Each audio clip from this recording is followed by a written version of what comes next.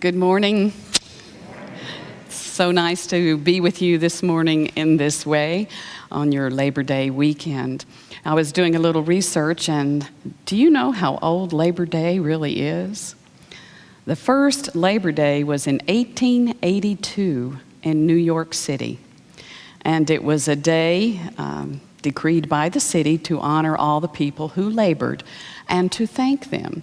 And it was 12 years later that Congress passed a resolution making it a holiday for all of the U.S. So for over 100 years, we have had Labor Day being the first Monday of September. Do you know, today's a special day for me. It's September 1st, and 1 year ago, on September 1st, I moved into my condo here in Kansas City, which I dearly love, and I love living here, so it marks a 1-year anniversary for me. And as many of you know, I came from the Washington, D.C. area. And in Northern Virginia, where I lived, and in the D.C. area, it has an energy all its own. I mean, it's rather high-pitched, very intense, and focused.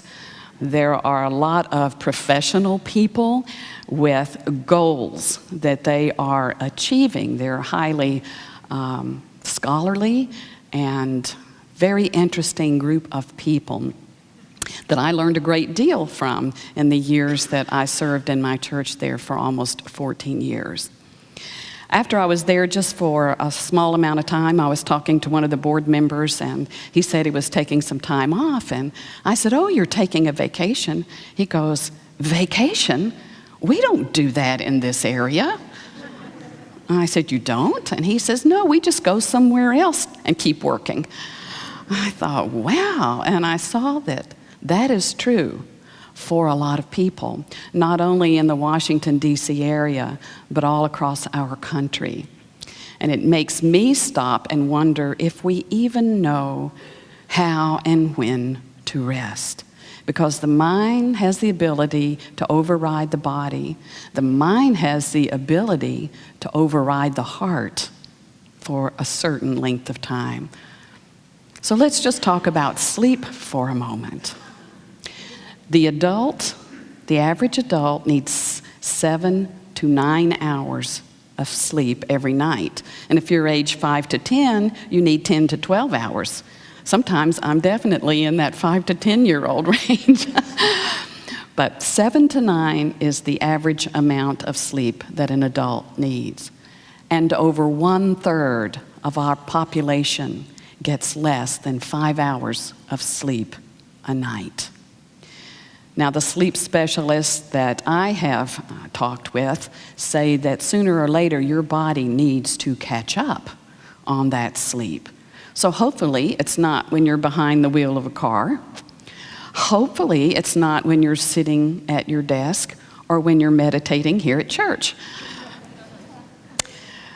We do have a society that is sleep deprived, which results in poor performance, it results in emotional instability, and it also impacts our ability to cognitively reason, not to mention the effect it has on the body physically, the breakdown of the body physically.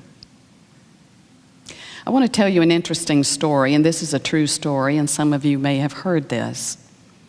But in January of 2007, there was a violinist who entered the metro train station there in Washington, D.C. He opened up his case, and he began to play classical music.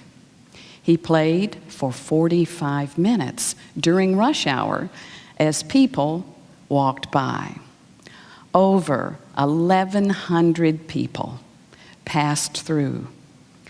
Only 27 stopped to give him money. He collected $32 that day. And of those 27 people, only 6 spent any time at all. And the one that showed the most interest was a 3-year-old boy. A little 3-year-old boy that was fascinated by the music. And yet his mother tugged him along and kept scooting him along as he turned and looked back at the violinist.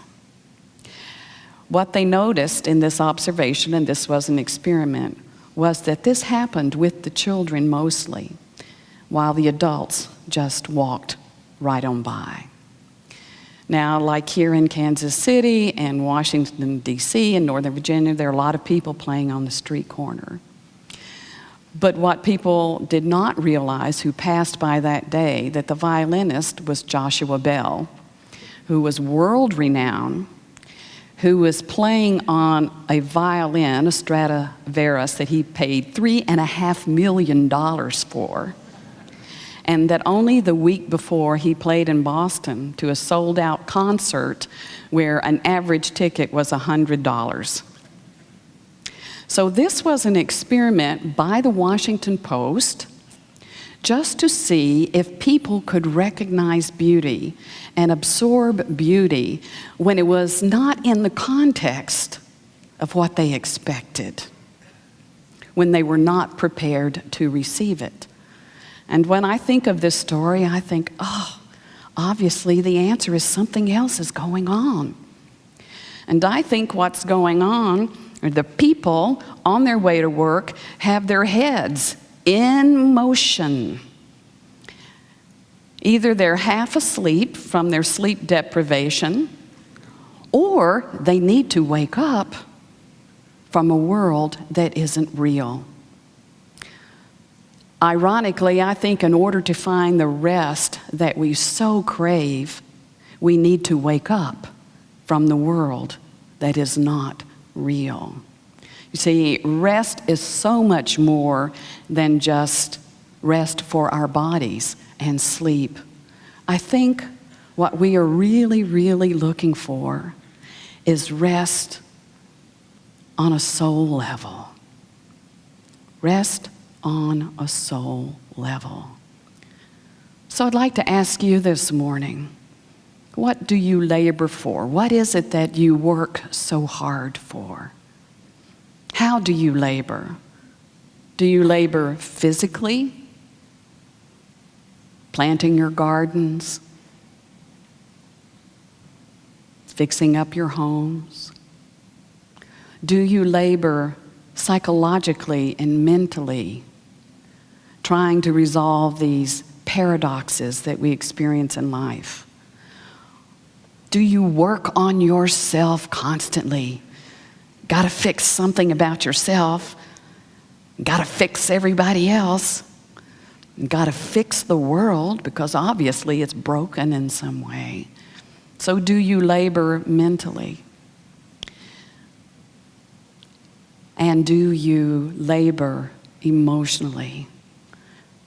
What are the burdens that you're carrying? Is it jealousy? Some long-standing rivalry? Could it be anger, disappointment, resentment, grief, sadness, regrets? Do you labor carrying that around, wishing you could let it go? You see, these are the places that give us the most stress. And we can sleep until the cows come home, but that will not give us the rest that we are truly seeking. So how do we take a vacation from ourselves? You know, the root word for vacation is vacate. So how can I vacate my relationship with Donna? Because quite frankly, I get tired of me. You know, I get tired of this churn all the time.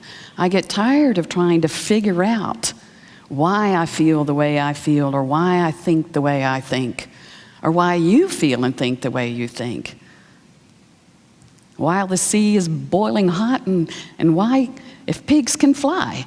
You know, I wonder about all those things. So how do I take a vacation from myself for true rest and renewal? When I ask that question, I have to ask, why am I working so hard to begin with? Why do you work? What is it you're working for, really? In all of your busyness and in all of your doing. I think there's only one reason. I think there's only one reason while we work, mentally, physically, emotionally, and physically. And that is to experience intimate and meaningful relationships, to know happiness in our lives, and to feel security on every level. In other words, I think that we are working so that we can experience love and joy and peace. Isn't it ironic? I seem to recall that these are gifts of the Spirit. I seem to recall that these are fruits of the Spirit. And they're already given to us. So why don't we have it in our lives? Maybe we just need to ask God, God, can I have some love? Can I have some joy? Can I have some peace? And if God were a person, and God is not a person, God is the energy and life in and through all, the intelligence, that's my definition. Its vibration is love. So when I go to this expanded, infinite love and intelligence and I say, can I have that? The answer comes back, yes. Yes, you can have it. And you have to come get it. You have to come and get it. So I think maybe that's where I fall short sometimes. And maybe it's where we all fall short sometimes. We're out there looking for it to establish evidence of it in our lives when it is already given to us if we would just go and get it. One of my favorite scriptures that just brings warmth to my heart and helps me to breathe a sigh of relief is Matthew chapter 12, and I believe it's verse 23. It's in the 20s down there somewhere.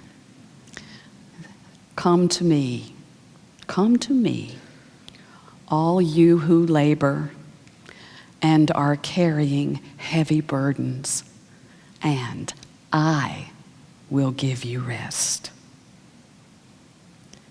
Take my yoke upon you and learn from me, for my heart is gentle and mild, and I will give you rest for your souls.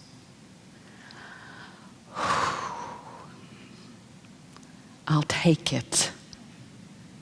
I'll take it. And I'll think I'll go there right now to receive it. So will you join me in meditation?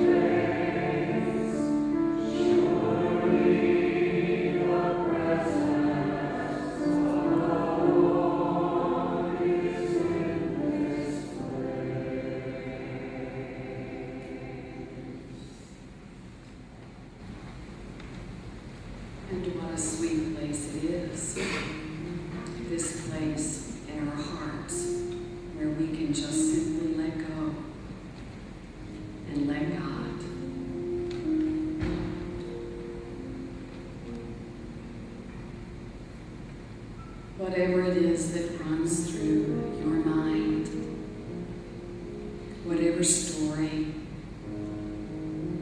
needs to be reconciled, just set that aside for a moment. And breathing in and breathing out, know that God's got it. You can rest. You can hear the music because it's always given. It's always around you. The beauty of this world, the love that holds you up and warms you to the point where you blossom like the moon. It's given.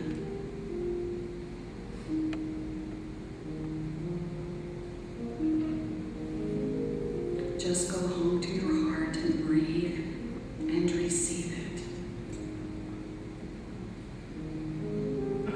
The security that we all seek. The security knowing that our financial needs are met, our physical needs are met, our emotional needs are met. It's all guaranteed here and now. When we rest in this place of the heart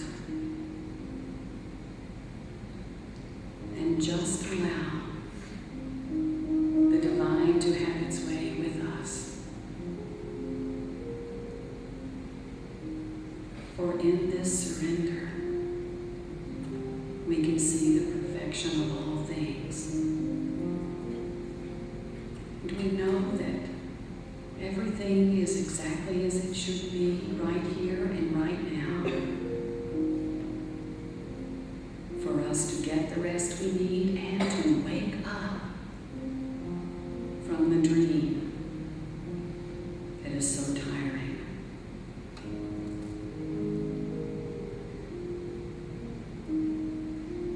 So again, breathe in and know that you're breathing in the life of God. And you're releasing that which no longer serves. Breathing in the life of God and releasing that which no longer serves. So let us just rest in this moment, allowing ourselves to be.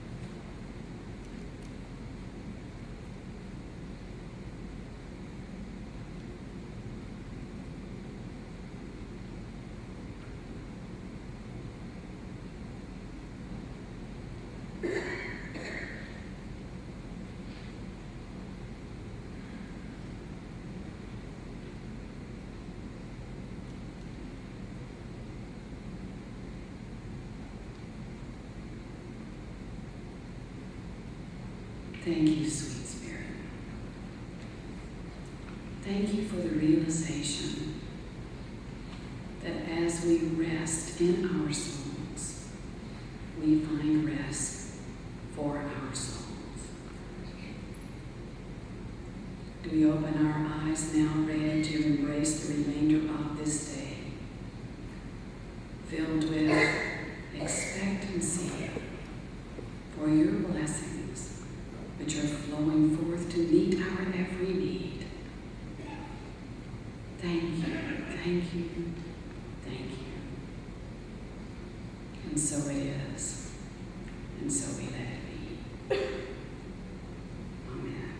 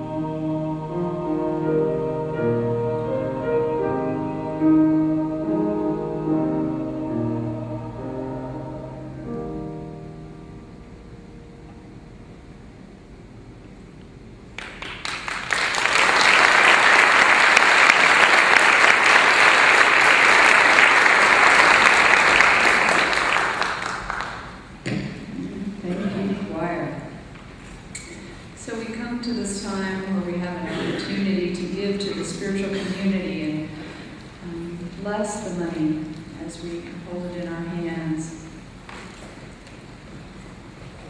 and reflect on the value and the benefit and the blessing that it is to not only have a spiritual community, but for the blessing that you are being part of this spiritual community, and such gratitude that we can have for one another. So as you hold your offering in your hand and infusing it with that gratitude and blessing, feel free to join me in saying the offering prayer. Divine love, through me, bless us